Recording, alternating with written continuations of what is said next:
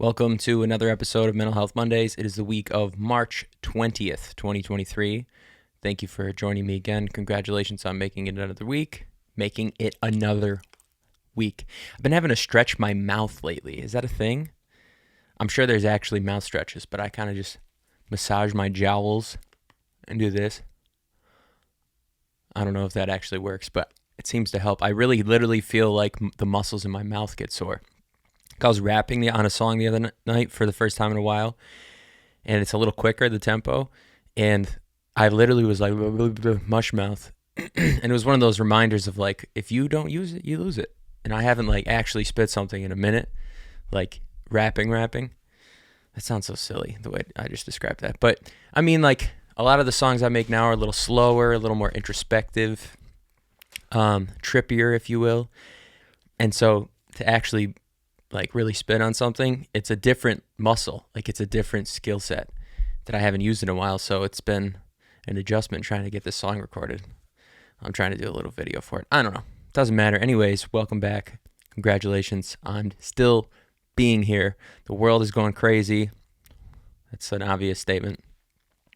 I said that as if I was going to segue into some like current event stuff. I'm not. I don't know enough about all the things that are going on to really express my opinion or give any information about them at all. So I'm going to stay away from it. But it is hard to like, at least for me, like listen to podcasts, watch the news, read articles and stuff. It's very difficult to not have a like doomy, gloomy outlook on the state of the world. And in a lot of ways, if you're a realist or like a realistic person, it's a realistic feeling to feel like we're not in a great place.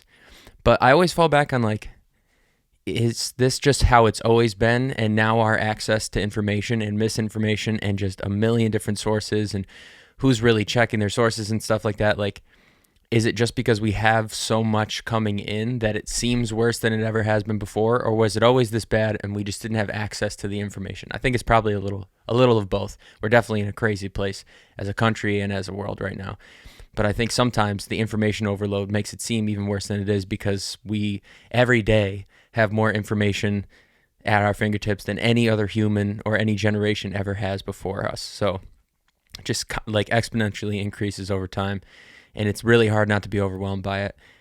And like to the point where I almost feel before, like more than ever before, I almost feel like selfish for thinking that like whatever I want to do in my life is worthwhile while there's all these like crazy things going on completely unrelated to my life. I've touched on that a little bit before, but like, I know it sounds silly, but sometimes I think like, why am I better?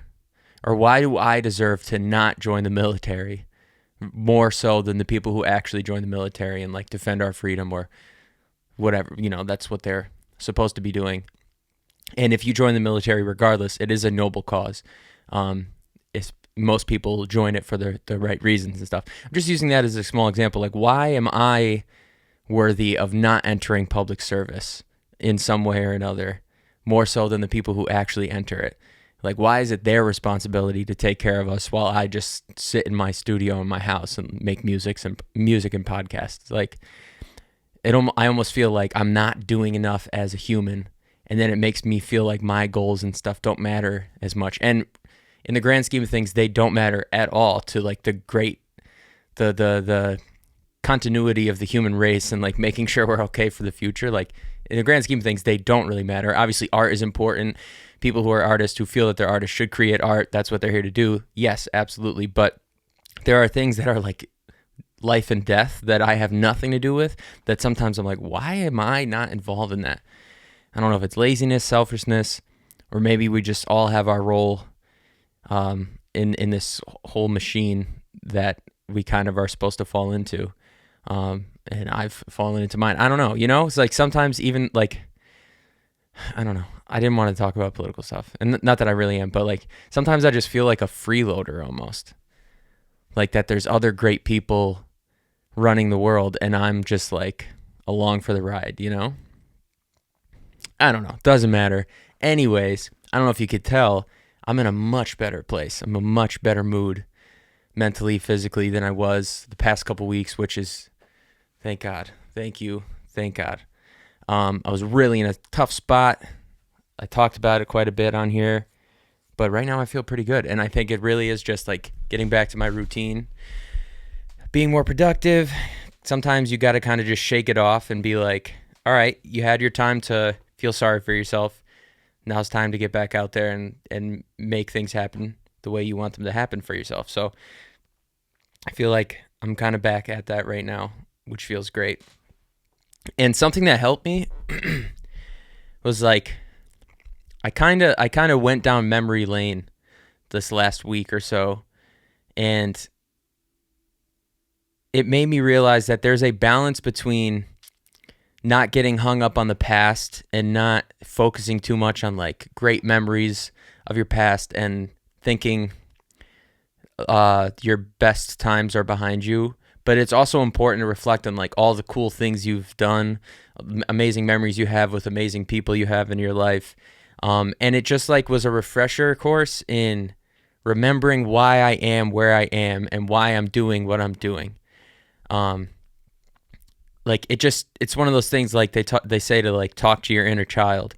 And I really, really dove deep in my brain and had a conversation with my inner child. Like, where did this all come from? Why did you fall in love with music in the first place? What were the initial influences, the initial artists or songs or movies, whatever it might have been, that made you think, yes, this is the only thing I ever want to do in my life? And so I did that. Specifically yesterday was like a big day for this. I started the day like slow, not slow like lazy, but like I started the day, woke up, had a cup of coffee, did some chores while listening to Big L. And Big L was like, outside of Jay-Z, the most influential rapper in my life at a young age that like infected me with the hip hop bug via my brother. But like I don't know. Even though I like all I want to do is make music and stuff, I feel like the last year or so I haven't been listening to a lot of music. And like it was like refreshing to just throw some music on, songs I know every word to, rap along and just like get hyped by myself. It just immediately like lifted my spirits, lifted my energy levels, and it was a reminder of like, oh yeah, man, like I could like remember the first time I heard some of these songs, or just the things that made me fascinated with like the wordplay of Big L specifically, and like certain lines he says that make me laugh. Like it just was a refresher of like, oh yeah, that's why I love this so much. And then it like also brought back memories of like friendships and just like I said, experiences that I've had through music and also outside of music throughout my life, especially the last 10 or so years. And it just really felt good, honestly, more than anything. It just felt good, and it felt good to do something that felt good. So the actual thing itself felt good, but then on top of that, there was another layer of feel good that was just the fact that I was doing something for myself while I had some time alone, and it was great. And that led into another thing, which was I got to talk to my buddy Reed. Shout out Reed, who I have a very very tight-knit, close core group of friends. And we've always been, if you have followed me at all for, a longer period of time, we started out with music with the BEC, which stood for Best Ever Crew. And the crew or nothing and all that, like, stuff that I almost just said seems like silly, but it's not. I meant that to my core. I lived that. I breathed that. I have it on me forever, which is a funny thing that I still have this tattoo. But, like, I have a very tight-knit group of friends, and we were always very close, and we've maintained a certain level of closeness throughout the years. But obviously, now that we're getting older, I have friends that are married, friends that are getting married, outside of our group, plenty of friends that have kids and stuff. We all know people, especially if you're around my age. I'm almost 30. I'm going to be 29 in less than a month, which is crazy. We're just at that stage of life where people are starting to really become adults. And I feel like because I didn't take a normal route, I like I was kind of alluding to in the beginning, like I almost feel like I'm not doing like my duty as a person. I don't know. Especially when I look at some of my friends, and I'm not saying, I'm not comparing in the sense of like comparison is the thief of joy type of thing. Just looking at their lives, what they're doing with their lives, proud of them, happy for them, and comparing it to mine, it's much different. I never went away to college. I went to college for 2 years, dropped out, and I was at home the whole time. So I never really had that experience until we moved out to LA, and then that was kind of our college experience, and now that's kind of done with.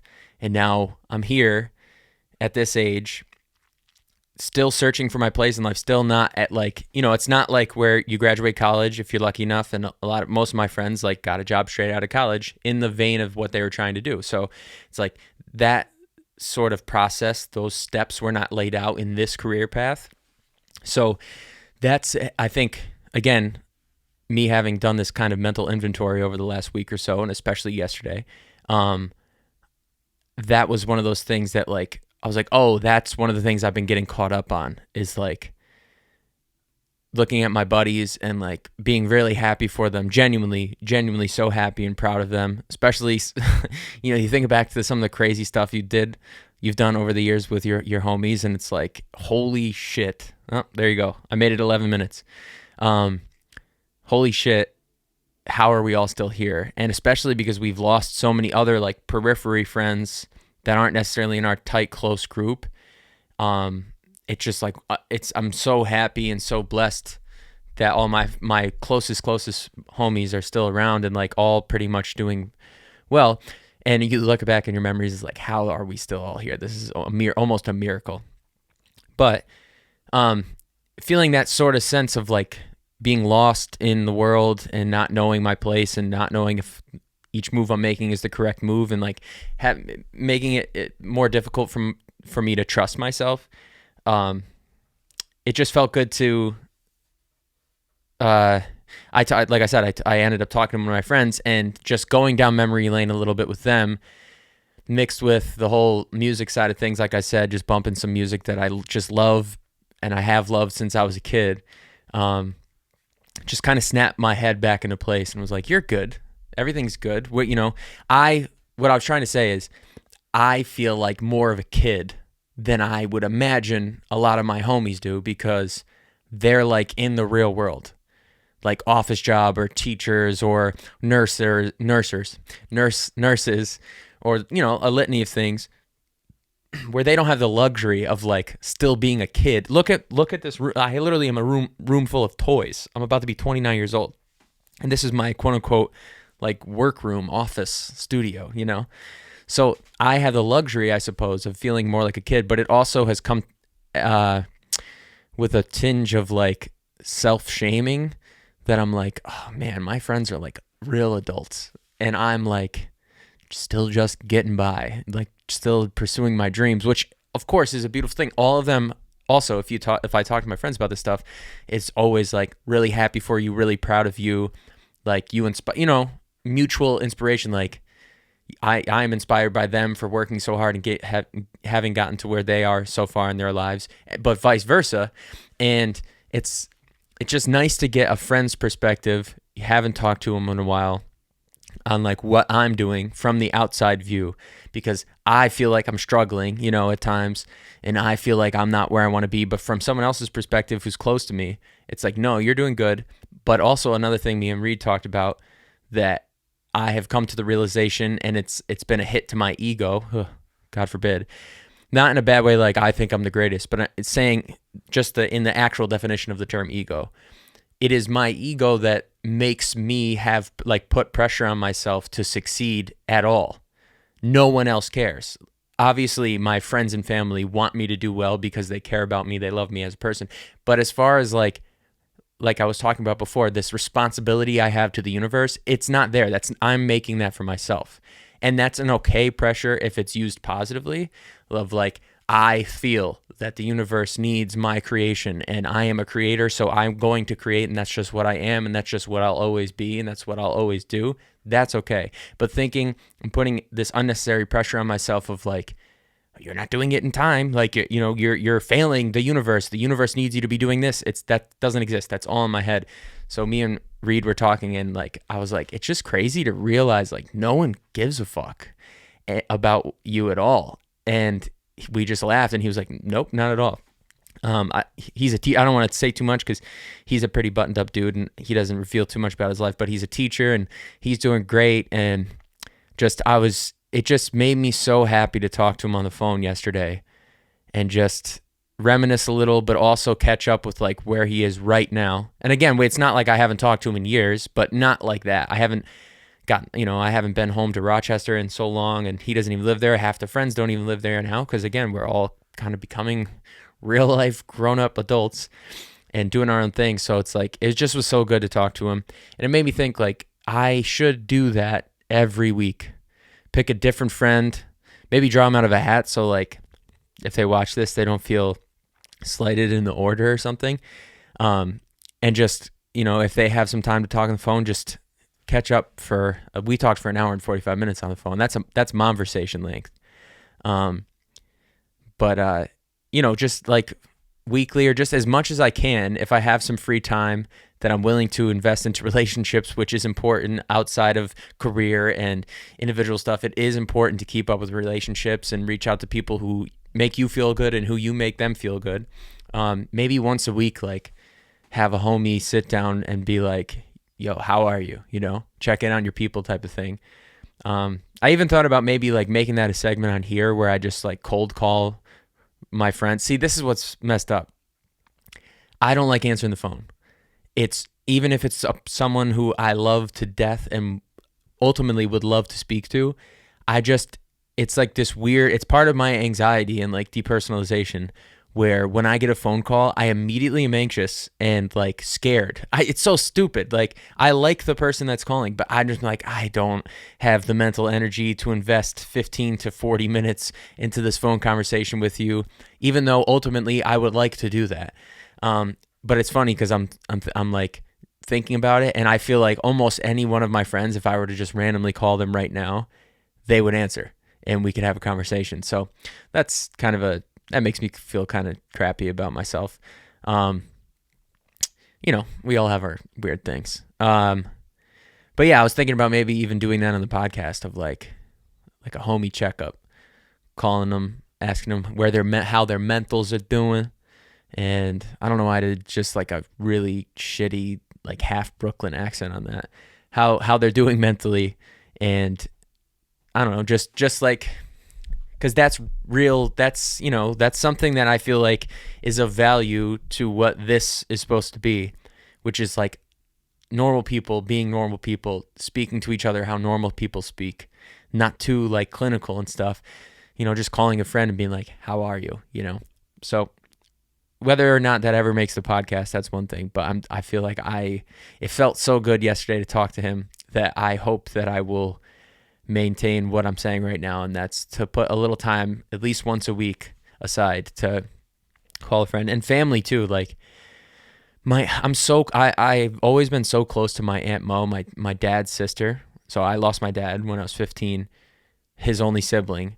And I have been a really shitty nephew and haven't reached out and talked to her in a long time.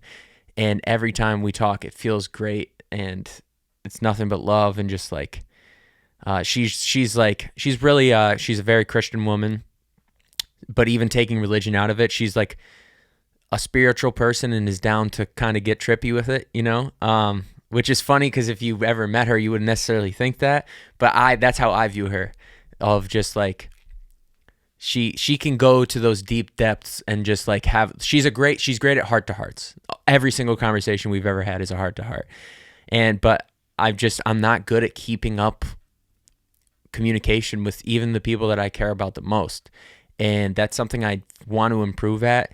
But it's just, like I said, it's like an anxious thing for me. I don't know. I think once it goes a certain length of time, I start to feel like worse and worse about it. So I just abandon the idea of communicating with the person altogether. Not literally like, I'll just never talk to them again. But in terms of like, it is now built up in my head to this very anxiety provoking, like, oh, it's been so long, they probably hate me thing. And then I just avoid it rather than doing something that I know will make us both feel good and just dialing the phone. So it's not just friends, but also family. Yeah, but yeah, I feel I'm just in so much better of a place, and it's such a refreshing feeling. And it made me realize things that like I didn't even necessarily see while I was in kind of not a great place these past couple weeks. Like little thing, not little, I mean little things. They're big and little, I guess. For example, I'm sorry I keep touching the mic. It's so hard not to. If you have one of these stretchy, cool arms in front of you, you'd absolutely do the same thing. So I'm sorry. Like things that it's not like I was like short-tempered or mean or anything in my relationship, but certainly I was putting my own mental health as a priority in terms of just like almost like being in my own way and not feeling like I felt like I had no energy mentally, physically, anything for anything or anybody but just being in that real dark space and pulling myself out of it when the time came that I was actually able to do so. But, that lasted a couple weeks kind of. And so, a couple weeks goes by, you're in a relationship with someone, you live with them, you see them every day, and it's like, all right, well, you do have responsibilities for us too. And I didn't realize that I was how badly, or I don't want to say failing because it's just a part of it. And she was very understanding of this, but the conversation came up. Oops, I just almost spilled my coffee. That would have been an absolute travesty. The conversation came up about like, so I've been mentioning this thing that I'd really like us to do for literally months. And what's good with that? And at first, my first initial reaction is to be like, well, I'm doing so much other stuff. Like I just defensive. And then being able to not do that, thank God, and step away from the situation for a second and again, take that mental inventory. It was like, oh, yeah, you're right. And I just realized I've been totally focused on myself for however long. And you absolutely are, you're right. I should have taken care of this thing. Not taken care of like it's a chore. It's like she wanted to go to the beach. She loves the water. She also, deals with her own mental health struggles, especially with the health stuff that she's been dealing with. She just like, it's always refreshing for her to go see the ocean, just chill by the ocean, whatever it might be, lunch. It doesn't mean like a beach day. It's been terrible weather here for weeks, which is one of my excuses in my head. But something is not expensive, nothing. No excuse for me to be like, no, we have time. We've had definitely time to do this thing. But I just feel like there are times in my own head where I'm like, I can't do anything for anybody but myself right now. And that's okay. Like I really felt that way. There's no like faking the funk with that. Like that is just how I felt. I didn't even feel capable of doing other things that weren't just pressing needs. And I get so caught up on, again, career-driven things, mixed with now not having been in a good place mentally, that everything else took a back seat for quite a while. And it just like, it was like, oh yeah, man, it just was a moment of realization. Like, you got me on that one. You're right. I just snapped out of this daze just now, while talking to you, and you're right. And I will fix it. Got you. So today, went grocery shopping, got some flowers. I mean, she asked. She was like, I want flowers. And I was like, you're right. I haven't bought you flowers in a while. Got some flowers. We're going to, she said, surprise me. Let's do something Sunday night. Now her new schedule, she don't work Mondays. She worked yesterday. I don't know why I'm giving her her work schedule. Doesn't matter at all. But she doesn't work tomorrow on Monday when this comes out. And I do, but I don't mind being a little tired. It is what it is. So she was like, surprise me. First two things fell through, whatever. Landed on a comedy show. We both love that. It's going to be sweet. So we're going to a comedy show tonight. Super excited. Haven't been to one in a while. Probably like a year. year and a half. I don't know. It's been a while. It's definitely, that's something that like I think man, oh man, in I don't know. I literally just lost the ability to speak. Did you notice? Um, New Year's resolution type stuff. That was one of the things that I kept telling people close to me. It's like, this year I want to try stand-up comedy. Listen, it is the last thing I need in my life when it comes to self-hatred and self-judgment, and embarking on like another nearly seemingly impossible career path. But it's something I've always, it's the ego in me. Like, I love the feeling of it really boils down to one person. And this is no offense to Jay. We laugh all the time. But when I can make my sister Caitlin laugh, it makes me feel like I'm the funniest person on the planet. Not because like she's hard to make laugh. It's just like I feel, of all people outside of Jay, she understands my sense of humor, and like I understand her. Like, I know exactly almost in every moment in any situation what to say to make my sister laugh, and it's the best feeling. And also just chilling with the boys. Like, all of my friends are funny, and so like that's always been, nothing is better than just laughing with your friends about God knows what. And so it's just always something. And I've always watched stand up my whole life. That's one of those things early on. Speaking of like speaking to your inner child, my brother, everything cool that I like came from my brother. And my dad showed me cool stuff too, but I think it's a little different. It's just that there's a different dynamic between like your older brother, and he's 10 years older, which is like the perfect age range of like, you're so cool. Like, I just thought my brother was so cool. He was older. He was the big kid, and also my whole family too, not just my friends, so funny. And my brother's the one that showed me rap music. He was always been a hip hop head, so he showed me like it was not just like what was on the radio. Like, this is rap music right here. Please listen. So that was what began my obsession with hip hop. That's why I literally started rapping when I was like 7 or 8 years old. But one of the sports, same thing. Like, my dad and our biggest bond was the Yankees, so that was taken care of. And my dad loved all sports, but my brother was a diehard Jets fan. Who else am I going to root for? Obviously, my brother's teams. So like all that stuff. And then, but one of the other things, movies. He gave me my love for movies. And one of the other things was comedy. Like, he's the one that showed me Richard Pryor and like Eddie Murphy Raw when I was way too young to be watching it. But like, I got it. I was like, oh, this is awesome. Or why am I blanking right now? Doesn't matter. I'll feel really dumb if I say the name after forgetting it, because it's doesn't matter. Just, all the greats, and like also up and coming comedian. Like, he just always was showing me that stuff. So I've always had an affinity for it. I've always kept up, always watched stand-up specials. And so it's just another one of those things that like I love enough to be like, I kind of think that if I tried hard enough that I could do that. Now I know I would be horrifically awful. It's so funny. I really do think that I'm funny, regardless of what anyone else thinks. And that is my ego speaking. Whatever. In this moment, I'm going to let it go just for a moment. You might not understand watching this podcast, but I do think I'm a funny person. I'm also socially awkward. So if I'm not around a group of people I feel comfortable with, I'm not the funniest. But if I am around a group of people I feel comfortable with, I let it fly and I try to be funny. Like, I like making people laugh. I will be the butt of the joke. I will make myself look dumb to make other people laugh. Like, I just think that, and also mix that with like, I write music, I write lyrics, I write songs. You'd think that somewhere in there I could combine that and maybe put together a few jokes and try an open mic a couple times.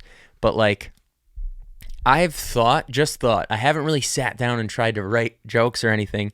I've just thought about doing it and like tried to run through it in my head. And like, I feel like I literally can't come up with anything. So maybe I'm not one. There's a couple different possibilities. Number one, maybe I'm not as funny as I think I am. Certainly possible, although I don't think that's the truth. Number two, it could be just a completely different skill set. Even though I'm creative and I might be pretty funny, those things just aren't, it's just a different thing.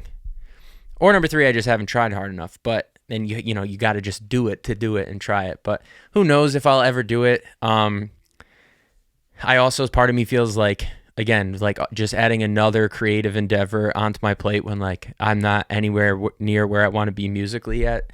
It seems maybe a little foolhardy at this moment in time, but I hope that it lines up, that it makes sense for me to try at some point in the near future, in the not so distant future. But I'm excited for tonight. It'll be fun. It'll be my second time going to the Comedy Store. That's another thing. It's just like, I won't say who because everyone gets offended, but I listen to certain podcasts and I listen to a couple comedians' podcasts. Like, it's so entertaining. It brings so much levity to my life. It really does. Like, it gets me through days at work where, I have the luxury of I'm able to have headphones in at work the entire time. So between New York sports radio and like comedians, that's what gets me through my day, which is another thing going back to like, I haven't really been listening to music. I feel like when I listen to music, if I'm not in the right mode, I just get in my head. It's almost become difficult for me to enjoy music at times because I imagine people who work on film. I got to ask John Capone this. When like how the cake gets made, how the sausage gets made, I believe that's the term, it's difficult for you to enjoy the sausage. Maybe, that's, I don't know, some weird fucking metaphor that I've heard people say before. But I would imagine that it might be difficult for, maybe it's just me. It might be difficult for like a director to watch a movie, or an actor, and maybe not actor, directors more so, because they're really pulling the strings and putting it all together and stuff like that, to watch a movie and not view it from the mind of a director. And I feel the same way when I listen to music a lot of times. I'm listening to music and I'm only caught up on like the hi-hat in a song, and it's ruining the song, and then it's making me think like, well, why am I not doing that? Like, just a whole thing. This is a me thing. This is a thing I got to work on. That's part of what talking to my inner child yesterday was like, yo, you love music just because you love music. Stop thinking about it that way. It's not that serious. It's music. But it does make it difficult sometimes for me to enjoy music. So I have strayed away quite a bit from just putting on music while doing stuff. Like, whereas with podcasts and stuff, it's a little different because you're listening to a podcast right now if you hear me. So obviously you understand what I'm saying.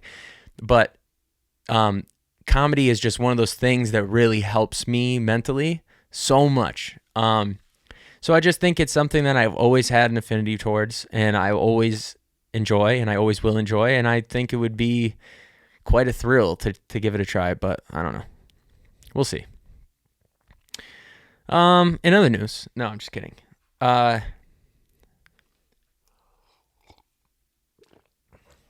Yeah, I feel so much better.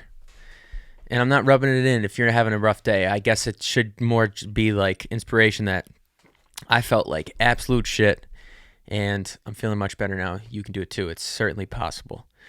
I just think getting back in touch with like those things that you really enjoy when you're down, really helps. It really helped me. I'm drawing a blank here. I was going to talk about something. I don't know if I love going to the grocery store or if I hate going to the grocery store. Sometimes I enjoy just being out in public, being one of the little worker bees, zooming around. And sometimes I hate the sight of every human being I see. I think probably the answer is somewhere in the middle. Sometimes going to the grocery store sucks. Sometimes it's pretty nice. But like, cause part of me is like, it's nice to like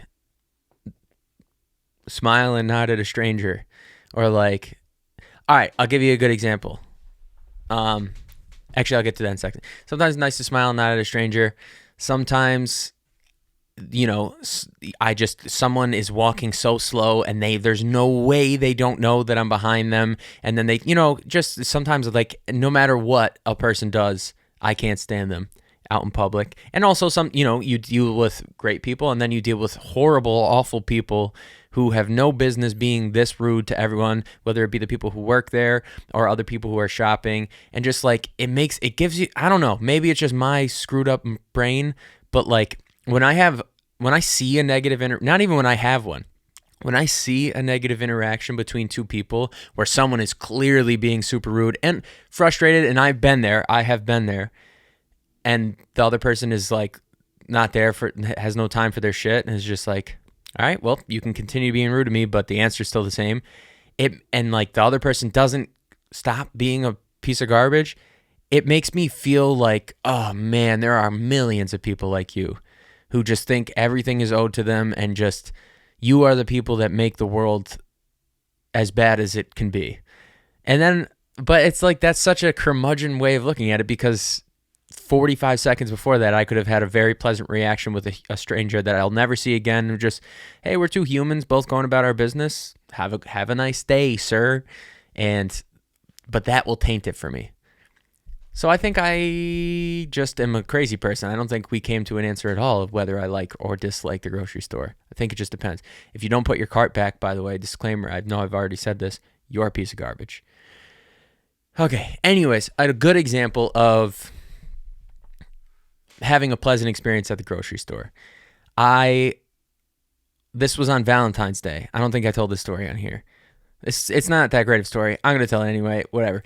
I was there on Valentine's Day, or like the day before Valentine's Day, not on Valentine's Day. And, I'm trying to get all the ingredients to cook this recipe for something that didn't even come out that great. She loved it, and that was what's most important. I didn't think it was that great. Anyways, it was like a cream sauce with like capers in it, to pair with some pasta and some salmon, because that's what people who think they're good at cooking but aren't actually good at cooking make. They make salmon. I'm talking about myself. So I'm looking for all the ingredients. It's obviously pretty busy because people are also doing the same thing, trying to get ready for the next day so they don't have to go on the actual holiday. And I tend to get like, that's another thing I didn't say about the grocery store. If I go during a weekday, I'm anxious because it's like I just worked all day.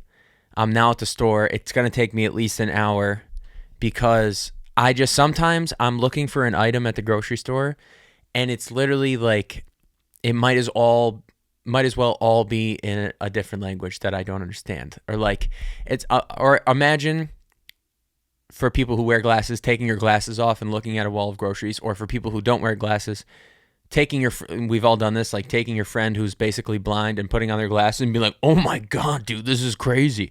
That's how it feels when I'm looking at a wall of stuff that I need to like, find something amongst this wall. And like I am, while being anxious for almost no reason other than just being in public and being like, oh my God, dude, it's almost 7:00. It's almost 7:30. You got to get home. You still got to cook. You're not going to have time to do that. That's my crazy neurotic brain. But there are times where it's like that. So this ended up being one of those times where I'm like, oh my God, dude, there's so many things on this list that I don't know where they are in the store, to the point where I'm literally Googling, which is actually Googling. I'm literally Googling, like, which is a nice thing. I don't know if you know this, a little life hack, a little advice from your old pal, Frank. You can Google the item that you're looking for at, specifically if you live in LA, Ralph's. Okay. I don't know if every store has this. And sometimes if you put in the location of the store that you're at, it'll show you what aisle it's in, which is super helpful. I know like Home Depot and Lowe's do that too, which obviously that place can be a maze. So that's really helpful. But couldn't find capers. I finally look. I don't even know what, like, I'm literally looking like, what do, so stupid. Like, I know what a caper is, but like, what do capers look like? Or like green onion. It's like, is there do you know how many times I've Googled on my phone while at the store, is there a difference between green onion and chives? And by the way, there's not a difference. So I'm Googling what do capers look like. Can't find them in the store. Before I do this though, stubbornly, I didn't even think to use my phone, even though I know that that's a thing. I'm just my 15th lap around the store, and I keep going back to this one same place with like pickles and olives. I'm like, if I were a caper, this is where I'd be. So I'm thinking like the capers have to be here, but dude, I looked through every single thing, but also my brain is like fogged up and all warped and stuff. So it's like very difficult for me to actually sit there and read every little thing. So it's taking me forever, and then I'm getting more anxious because it's taking forever, all this stuff. Finally Google it. Well, lo and behold, it is supposed to be right there. And so I'm like, okay, one, thank God I'm not crazy. Two, where the fuck are the capers? So I keep looking, and I've been there for like genuinely 5 to 10 minutes in the same spot looking for capers. Now I'm judging myself like, dude, what the fuck are you doing? You don't even like capers that much. I don't even know if they do that much other than make it too salty. And so I'm just like, what am I doing? This is ridiculous. Guy pulls up next to me with his cart, and he's looking now at the pickle wall for quite some time. And now he's there with me for another. Now, I've already been there 5-10 minutes. Now, at that 10-minute-ish threshold, now this guy's there. Now he's looking for 2 to 3 minutes. And I'm like, fuck it, I'm just going to ask him. I'm like, yo, excuse me, by any chance, are you looking for capers? And he's like, yes. And I'm like, oh my God, thank God I'm not crazy. They're fucking hidden or not here. And I'm like, bro, listen, I've been around the store 15 times. I don't know where they are. Now, this is the thing.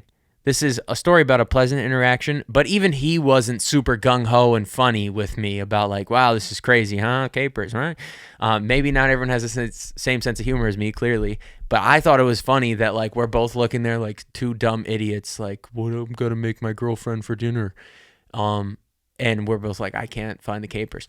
So finally he big dogged me a little bit, and now he's like sliding things and looking deep in the thing, and like he found the actual little code where it said CPR for caper, the abbreviation, whatever. And he's like, this is the brand, and we're like helping each other find capers at this point, so it's just so funny because I hated life that whole time, and now I'm over here and like I'm really getting a kick out of the fact that like me and this person who will never see each other ever again are both helping each other find capers for Valentine's Day dinner. It was just funny. He finally finds it, and he just like hands it to me with no words, and I'm like, dude, thank you so much. I was just like, best of luck with whatever you're cooking. Went about our days apart from each other. I've screwed that up anyways, and we parted ways. And there's an example of like a pleasant interaction at the grocery store. The whole time I was anxious, I hated it, and then just like having a little banter with this other random person who's also annoyed about the same thing, and which is a really little thing. It's really silly, but we've all been there where you can't find what you're looking for. And they always ask you at the checkout register. At the register, they're always like, did you find everything you're looking for? And I don't remember if they asked me that time, but I could not find them. So thank God that guy came to the rescue and actually, did the sensible thing and searched where they're supposed to be instead of just staring like me and hoping they show up. But I've had plenty of interactions at least similar enough to that where it's like, oh yeah, people aren't half bad. Actually, probably most people are good. But then there's ones like a similar time frame, probably right, I don't know, it was probably the next time I had to go to the grocery store, same grocery store. This guy was like fighting one of the managers over like a coupon and it being expired or something, I don't know. He was returning, I don't know. And I'm not judging a book by its cover, but like, the guy, I don't want to judge a book by its cover, but just my natural human reaction was looking at this person was that he is a person who is not of great means, and which would explain his frustration on like spending too much money on whatever this item was or the coupon not being valid or whatever it might be. And I've been there where I have taken my frustration of a situation out on a person it is not their fault. And it feels really shitty afterwards. And I understand during it, almost feeling like not able to separate the two things and be like, listen, I know this isn't your fault, but this, from my perspective, is really dumb. And I think there could probably be a solution that is beneficial for me in this moment. I've been there.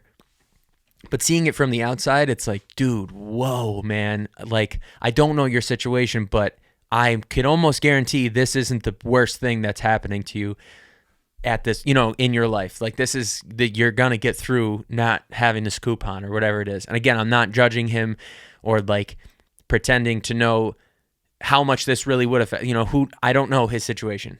I'm giving him at least I can play devil's advocate for a second and think maybe in some way this reaction made sense. But I know I'm not supposed to swear. I already did anyway. Walked away like 3 feet away from her. I was like, fucking bitch. Fucking stupid bitch. And it's like, whoa, dude. She got a little snippy with him after he was snippy with her. You know what I'm saying? Like, he was giving her a crazy attitude, whatever. She worked there, and she was like, sir, I don't know why you're giving me an attitude. I did not do anything to you. I'm trying to help you, but blah, blah, blah. This isn't going to work. I'm sorry. It's the end of it. To the point where, like, he got so, like, demonstrative that, like, everyone was kind of watching this situation unfold, and, like, the security kind of started to walk over, like, all right, is this guy going to be, you know, is this going to be a viral video later tonight type of thing? But, like, I've been there. I've told a story on here already about the I hope you choke on your fucking sandwich thing. I don't necessarily regret that much. Generally speaking, I wish I reacted differently.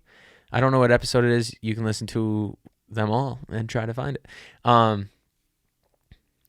Sorry, there's a little lint right here. I'm going to catch it. Didn't catch it.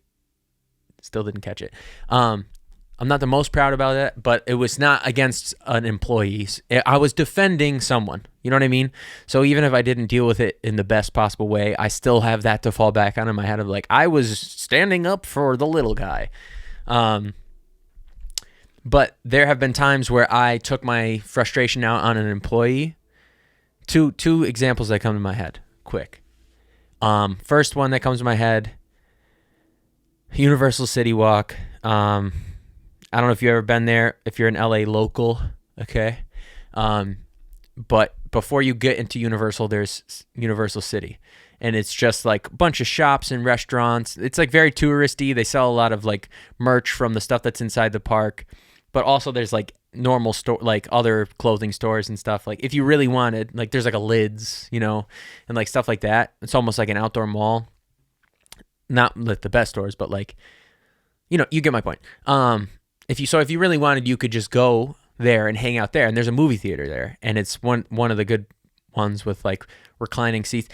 You'd think that LA had more of those. I feel like there's not a lot. Like there's a few movie theaters near my house that don't have those yet. And I know it sounds ridiculous, but I have wide hips, and at this point in life, I am spoiled. I almost refuse to go see a movie without the reclining seats. I think I talked about that last week because the movie review was the movie premiere was at an old school theater, so it like was normal seats, and it was fine. But like generally speaking, if I'm gonna pay the $15 a ticket or something like that to go see a movie, I want the good seats.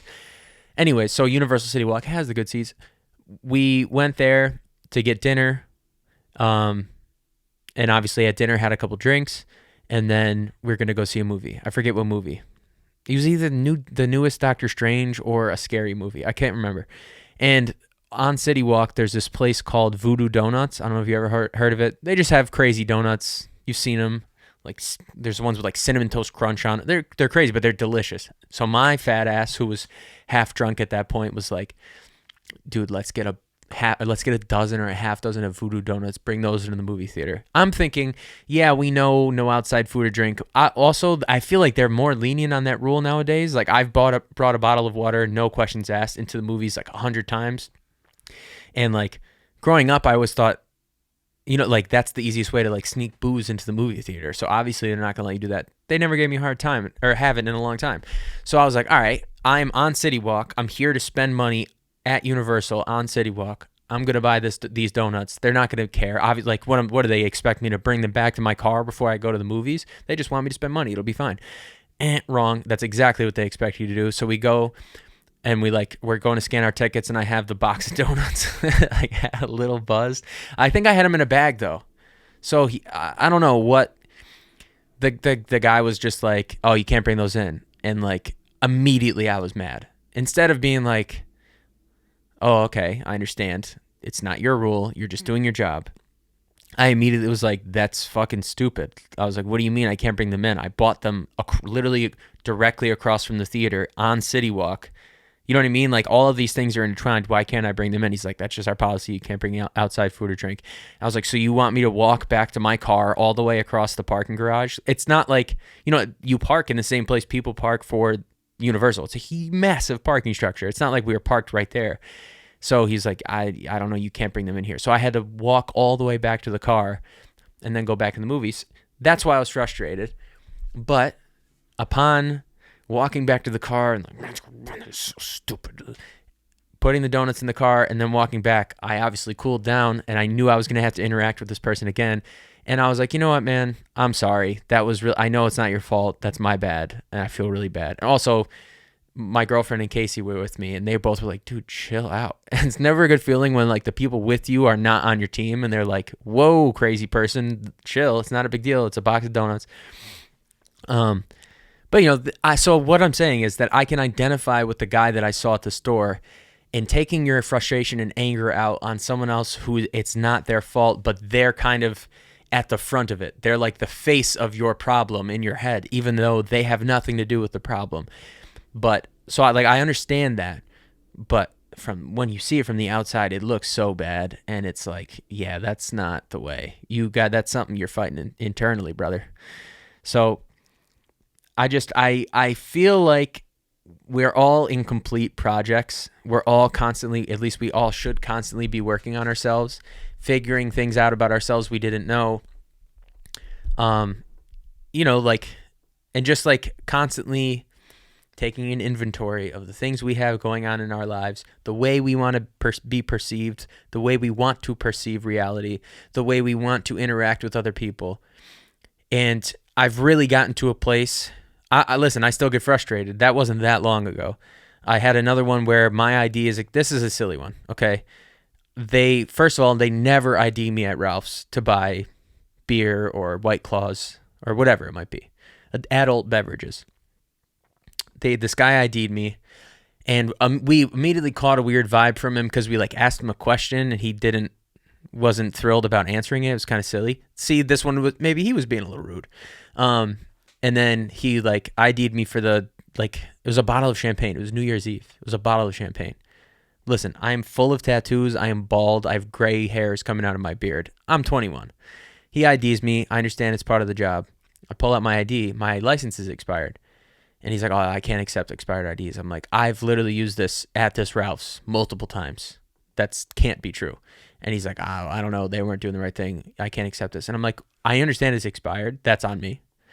But it doesn't change my birthday if my license is expired. That makes no sense. So there are things that no matter what, I'll always get frustrated on when people are at work and they can't act like a human being. That does frustrate and upset me. Like that guy, I understand that God forbid something happened and he got fired over letting me get it, even though I didn't have a valid license, even though I'm almost going to be 30 years old. I understand that it's not worth it for him, but part of me will always feel like, dude, just be a human. Look at me. Use your brain. I'm 21. It's okay. Let me buy this champagne. I'm not doing anything nefarious here. I'm not stocking up some high school party or something. Like, come on.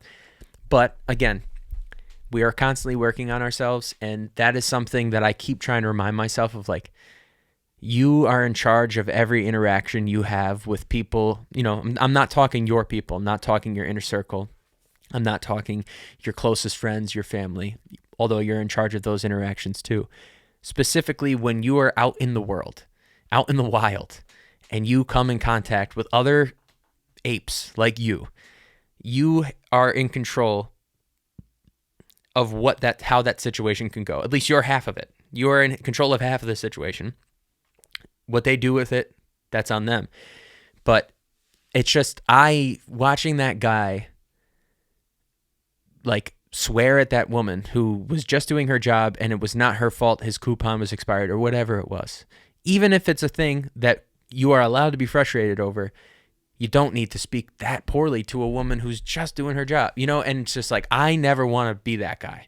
I saw that guy finally. I've been that guy in the past. But in that moment, it really clicked when I saw him, and maybe I saw a little of me in him. I was like, I don't want to be that guy. And I feel like it's a very important thing to focus or just to be cognizant of that in every social interaction that I have going forward. It's just, and it's not always going to be perfect. We're imperfect people, but in the quest to improve yourself, that's something that I will take a little more seriously going forward. Is just like, I never want anyone to, I've talked about this many times, but it just is a recurring theme in my life. Like, I don't want anyone to think poorly of me. Not in the sense of like that I know I can't control that, and I know that I'm not perfect, and I know that there are reasons for other people to think poorly of me if I've affected them in a certain way. That's, it is what it is. But if I have any say in the matter, I want to be viewed as a good person. It makes me feel good. I'd rather be a good person. I'd rather be a polite person. I'd rather be someone that people look forward to seeing, versus like, oh God, he's going to be there, or someone going home and telling their family, like, I dealt with this person at work today. He was an asshole, and it's me. I don't want to be that. So, as much control as I can take over a little situation like that, I'm going to try to be a good person if I can be. And I think you should do the same. If we all do that, the world would be a little brighter, a little happier, and it wouldn't be so doom and gloomy. Like I said in the beginning of the episode, sometimes you read all these articles and, Russia, Ukraine, and banks collapsing, things that I barely understand. And it's just like, oh man, this is not going good. This is not going to turn out great. I really feel like a lot of those things, us normal human beings don't have a say in. And that's not to like pass the responsibility to someone else or to say like we know, of course there's strength in numbers. There's things we can do as a society together to create change that is better for everybody. But there is a divide in the amount of control we have over those things. That's just a fact, in my opinion. That's just a fact, in my opinion. That's kind of an oxymoron. But something that we absolutely have control over is how we interact with one another and how we perceive each other. And I think it should be clean slate. Every person you talk to, don't judge them except based on your interaction that you're having currently right there with them. Give them grace. Understand that everyone goes through things. You don't know what someone else is going through. But also, that's only so much of an excuse. You don't know what I'm going through either, right? So if you're going to react rude to me about something that's really silly and doesn't necessarily, it's not warranted, sure, I don't know what you're going through that's making you react that way. But when you're reacting that way to that person, remember, you don't know what they're going through either. And they're there trying to keep it cool and keep it calm and keep it respectful with you, and they could be dealing with a whole lot more than you could ever imagine. It just, a little bit of kindness goes a long way, and there's no reason other than all of us are just so focused in our own world, we have blinders on constantly, and we ignore everything around us except what we need, and we become rude, we become demonstrative, we become standoffish and skittish of interacting with other people, when if we all just took 1 second and realized, I'm imperfect, you're imperfect, it's okay, let's be polite to each other and go on with our day, the world would be a much kinder, gentler, easier, better place. And so I'm going to try my best to be conscious of that the next time someone does something to me in public that I view as, now, again, there's a fine line between being walked on and being taken advantage of. That's not cool. You have to be assertive. You have to take control of your life. But there's a way to do that too. So just generally speaking, with interactions that we have with random strangers, people we'll probably never see again. I know I've said this before, but why wouldn't you want it to be a pleasant one? In the whole, like, I don't care what anyone thinks about me thing, that's old news, man. That's dumb. You should care what people think about you. And you should want it to be a positive thing, I would imagine. I don't know why you would ever not want someone to think positively of you. Again, you aren't in control of it, but if you had the choice, wouldn't you choose for people to think positively of you? It doesn't mean you aren't yourself, or you're not keeping it real. Like, those are important things too. Be yourself, keep it real, but also keep in perspective that it's a little bigger than just you. Like, I don't give a fuck what anyone thinks about me. Maybe you should. Maybe that's why you're so lonely. That was a little triggered there, huh? I don't know, man. It's just certain things don't need to be as hard as they are. And one of them seems to me to be just being kind. So I've been there, been a jerk before for sure. All this stemmed, do you realize all of this started from me saying sometimes I like going to the grocery store, sometimes I don't? Now do you understand why sometimes I don't? Because this is the stuff that goes through my head while online. Instead of just being like, all right, I'm online. It's like, well, the society. I'm a bit of a nut. But I like it. I like the way my brain works. Sometimes it gets a little loud, but overall I enjoy it.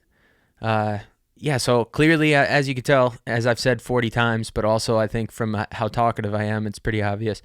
I'm in a much better place mentally, very grateful, thankful for people who reached out, and I hope you're doing good too. And if you're not, if you're in a place that like I have been, I'm living proof here right now in a good mood. First of all, it's going to ebb and flow. It's not all always going to be happy. I understand that, and I think maybe if you're listening to this podcast, you understand that too. But just have faith that if my advice, maybe get in touch with that inner child just a bit. Confront some things, not necessarily in the therapeutic sense of like confronting childhood trauma, but just there are through lines from your childhood to now, things that make you, that you love and you enjoy. Something that really helped me snap back into place was revisiting those and allowing myself to enjoy them again. And just kind of a reminder of why I am who I am and why I am where I am as it stands right now. And it really helped. So grateful for that. Grateful I feel better. Hope to make it another week feeling this good. Just keep plugging along. And I hope you do the same. And again, I thank you so much for listening. I got to remember I got this. You got to remember you got this. And if not, we got this. We got this together. Thank you again for listening. Best of luck this week. And do something nice for yourself. Do right by yourself. And try to be kind to people. Make the world a better place. We got this.